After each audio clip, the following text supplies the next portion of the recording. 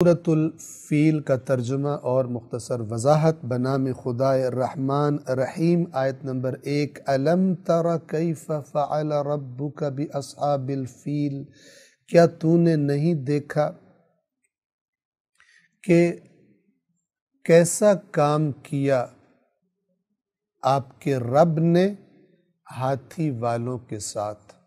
الم تر یاد رکھیے دو معانی میں استعمال ہوتا ہے، یہ بعض اوقات اس طرح اس شکل میں آتا ہے الم ترا، اور بعض اوقات اس شکل میں آتا ہے ارأیت، جیسے کہ ابھی سورہ معون میں آگے آئے گا ارأیت الذی یکذب بالدین۔ دونوں کا معنی جو ہے وہ تھوڑے بہت فرق کے ساتھ بنیادی طور پر دو معانی میں یہ لفظ استعمال ہوتے ہیں۔ ایک دفعہ ہے اس سے مراد ہے رؤیت۔ رؤیت کا معنی کیا ہوتا ہے کہ آنکھ سے کسی چیز کو دیکھنا، لیکن بعض اوقات یہ رؤیت کا معنی عقل کی آنکھ سے، بصیرت کی آنکھ سے کسی چیز کو دیکھنے میں بھی استعمال ہوتا ہے۔ مثال کے طور پر محبت کے جذبے کو کہاں دیکھا جا سکتا ہے؟ آنکھ سے دیکھا جا سکتا ہے۔ جس کے اندر محبت ہے اس کی حرکات، ہم اس کی حرکات کو دیکھ سکتے ہیں، لیکن خود محبت کہاں سے دیکھی جاتی ہے؟ وہ اندر کی آنکھ سے نظر آتی ہے، اس کا باہر کوئی وجود نہیں ہے کہ کسی چیز پر ہم ہاتھ رکھ کے کہیں یہ محبت ہے یا یہ نفرت ہے، اندر ہوتی ہے۔ تو بعض چیزیں ہیں کہ جو اندر کی آنکھ سے ہی ان کو انسان دیکھ سکتا ہے۔ اسی طرح یاد رکھیے یہ جب ہم کہتے ہیں بات مجھے سمجھ میں آ گئی ہے، یہ جو بات سمجھ میں آئی ہے وہ کہیں باہر موجود ہوتی ہے کہ اس کو انسان لمس کر سکے، اشارہ کر سکے یہ وہ بات ہے جو مجھے سمجھ میں، یہ میری سمجھ ہے، ایسا نہیں ہوتا، وہ اندر ہوتی ہے انسان کے۔ تو اس معنی میں بھی رؤیت استعمال ہوتا ہے۔ کیا مطلب؟ کبھی تو معنی یہ ہوگا کہ کیا آپ نے آنکھوں سے دیکھا ہے، اور کبھی یہ معنی ہوگا کیا آپ نے غور کیا ہے۔ یہ غور کرنا بھی، اس کے لیے بھی رؤیت کا لفظ استعمال عربی زبان میں ہوتا ہے۔ جس آیت میں استعمال ہو وہاں سے انسان اندازہ کر سکتا ہے کہ اس سے مراد ظاہری آنکھ سے دیکھنا ہے یا اس سے مراد غور کرنا ہے۔ اور یاد رکھیے اردو میں بھی ہم جب کسی سے بات کر رہے ہوتے ہیں تو کبھی ہم کہتے ہیں یار غور تو کرو، اور کبھی کہتے ہیں یار دیکھو تو صحیح۔ یہ دیکھو تو صحیح سے مراد یہ نہیں ہوتا کہ آنکھ سے دیکھو، بلکہ ذرا مزید غور کرو، شاید کوئی گنجائش ہماری بات کی تمہارے پاس نکل آئے۔ بس یہ دیکھنا یعنی رؤیت، دونوں معنوں میں عربی میں بھی استعمال ہوتا ہے اور ہم اردو زبان میں بھی استعمال کرتے ہیں۔ کیا آپ نے نہیں دیکھا کہ آپ کے رب نے ہاتھی والوں کے ساتھ کیا کیا؟ یہ ہاتھی والے کون تھے؟ یمن سے آئے تھے۔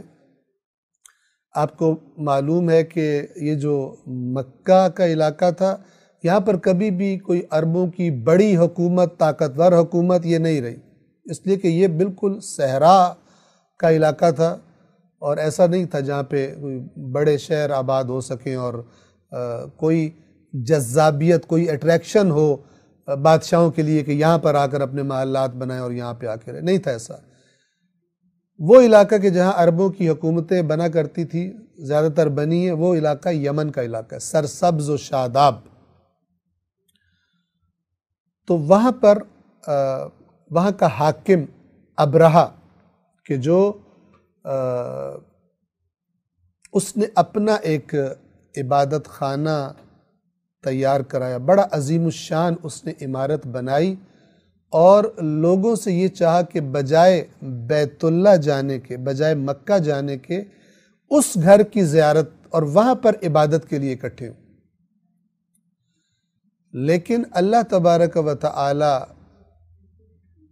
نے جو برکت ظاہر ہے کہ کعبہ میں رکھی تھی، اور جو لوگوں کے دلوں کے اندر اس گھر کی عقیدت تھی، وہ عقیدت، چاہے وہ گھر چند پتھروں سے اس وقت بنا ہوا موجود تھا اور گھاس پھوس ڈال کر یا مثلا چند لکڑی کے تختے ڈال کر اس کی چھت بنائی گئی تھی، وہ گھر لوگوں کے دلوں میں زیادہ اہمیت رکھتا تھا اس عظیم الشان عمارت کی نسبت کہ جو ابرہہ نے تعمیر کروائی تھی۔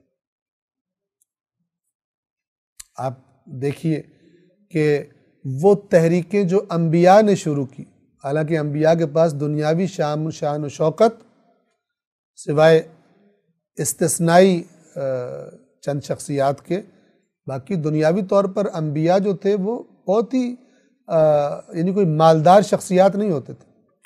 ان کی شروع کی ہوئی تحریکیں، ان کے اثرات دیکھیے کب تک باقی رہتے ہیں، اور بڑے بڑے بادشاہوں کی شروع کی ہوئی تحریکیں اب ہسٹری میں تو ہیں لیکن ان کے اثرات کوئی نہیں ہے، لیکن نبیوں کے ماننے والے آج بھی ہیں۔ آپ انبیاء کی تحریکوں کی زندگی دیکھیے اور غیر انبیاء بادشاہوں اور جناب فلان شخصیات، ان کے کوئی فلسفہ پیش کرتا ہے، تھوڑے عرصے کے بعد کوئی اور آتا ہے اس کے فلسفے کو مثلا رد کرتا ہے، ختم ہو جاتا ہے، اور اس کے معتقدین بھی، اس کے فالو کرنے والے بھی ختم ہو جاتے ہیں۔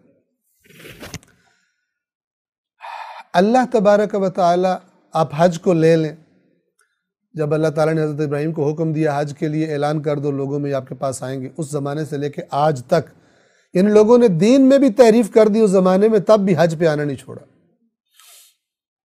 اور پھر رسول اللہ کے ذریعے اللہ نے دوبارہ اس تحریک کو احیا کر دی۔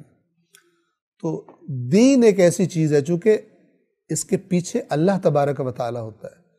دینی چیزوں کی انسان کے اندر جو عقیدت اور ہیبت بیٹھتی ہے وہ دنیا دار لوگ اپنی چیزوں اور اپنے پروجیکٹس کے بارے میں پیدا نہیں کر سکتے۔ تو بہرحال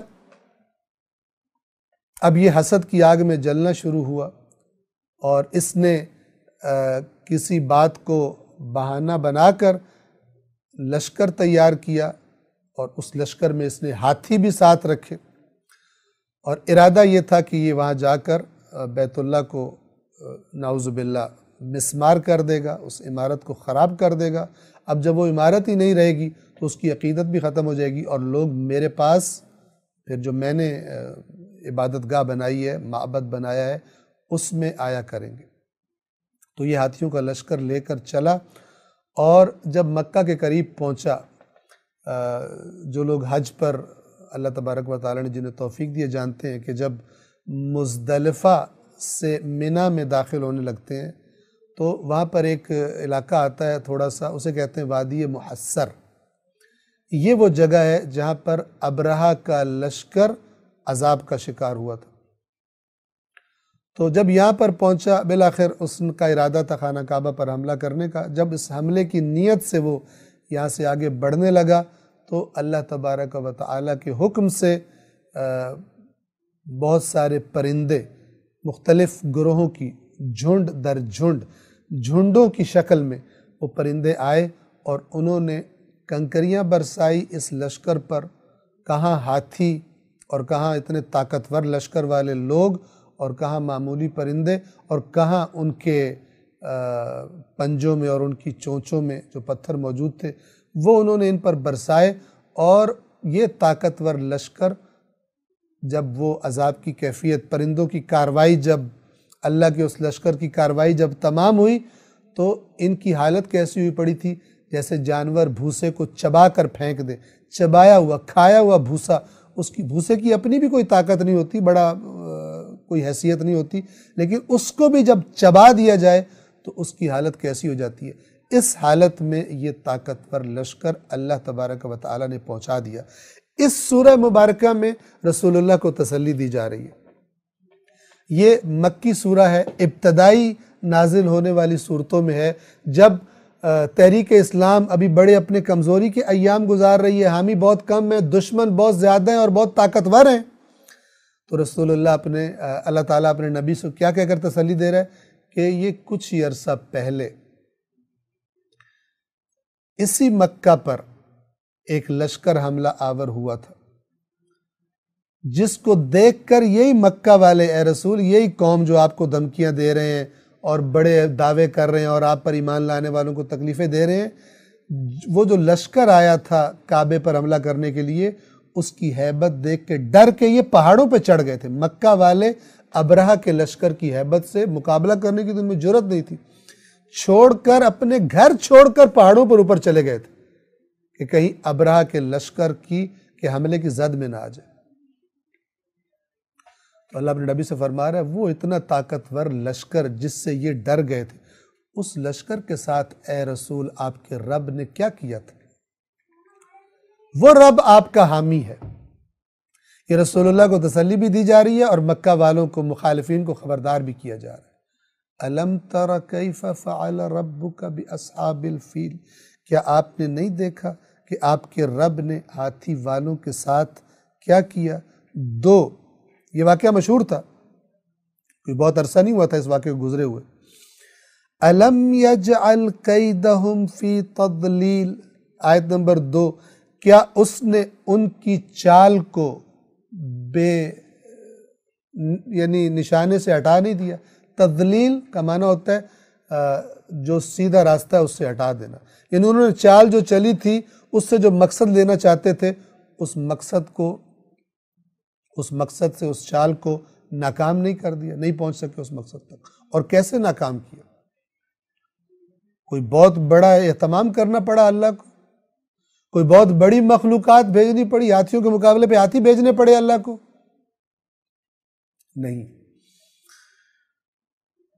الم یجعل کیدہم فی تضلیل، کیا اس نے ان کی چال کو بے مقصد، بے نتیجہ نہیں بنا دیا؟ 3، کیسے بنایا؟ وَأَرْسَلَ عَلَيْهِمْ طَيْرًا أَبَابِيل، اور ان پر دستے دستے یا جھنڈ در جھنڈ پرندے بھیجے۔ طیرن، پرندے، ابابیل، توجہ فرما لیں، ابابیل کسی پرندے کا نام نہیں ہے۔ کچھ لوگ جو ہیں وہ یہ مشہور ہے، غلط ہے لیکن مشہور ہے، اور وہ کیا کہ ابابیل کوئی خاص پرندہ ہے،